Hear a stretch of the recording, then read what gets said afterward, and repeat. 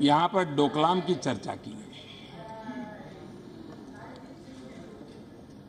मैं मानता हूं कि जिस विषय की जानकारी नहीं है,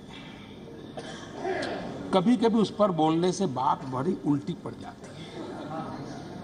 उसमें व्यक्ति का नुकसान कम है, देश का नुकसान हो जाता है।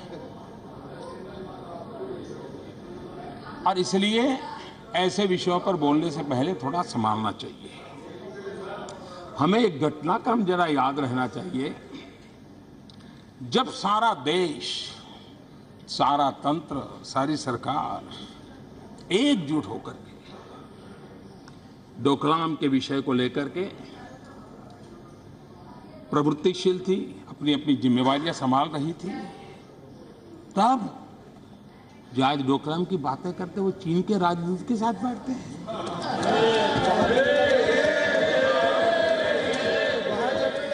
और बाद में कभी ना तो कभी हाँ, जैसे फिल्मी अंदाज में चल रहा था, नाटकीय ढंग से चल रहा था।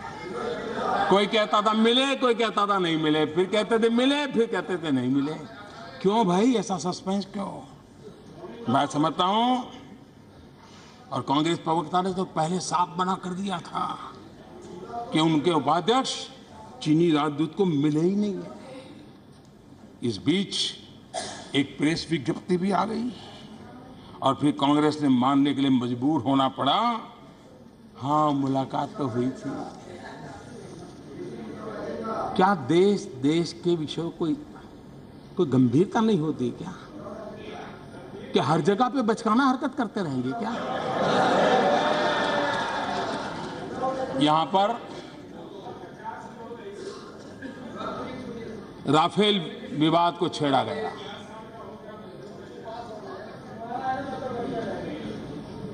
मैं कल्पना नहीं कर सकता हूं कि सत्य को इस प्रकार से कुचला जा सकता है, सत्य को इस प्रकार से रौंदा जाता है और बार बार चीख चीख करके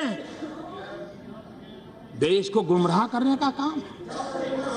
और इन्हीं विषयों पर, देश की सुरक्षा से जुड़े हुए विषयों पर ही इस प्रकार से खेल खेले जाते हैं। ये देश कभी माफ नहीं करेगा।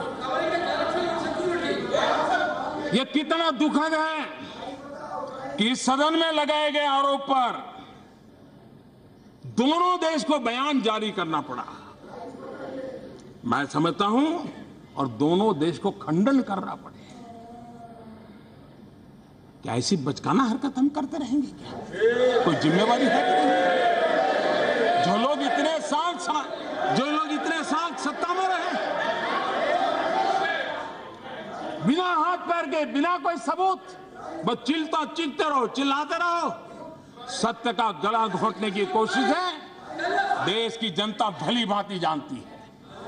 और हर बार जनता ने आपको जवाब दिया है और अब सुधरने का मौका है, सुधरने की कोशिश करें।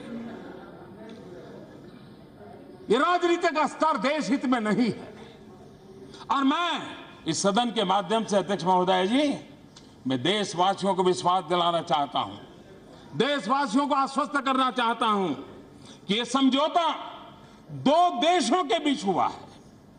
ये कोई व्यापारी पार्टियों के साथ नहीं हुआ है, दो जिम्मेवार सरकारों के बीच में हुआ है और पूरी पारदर्शिता के साथ हुआ है। और मेरी प्रार्थना भी है कि राष्ट्रीय सुरक्षा के मुद्दे पर, इतने संवेदनशील मुद्दे पर ये बचकाना बयानों से बचा जाए, ये मेरा आग्रह है।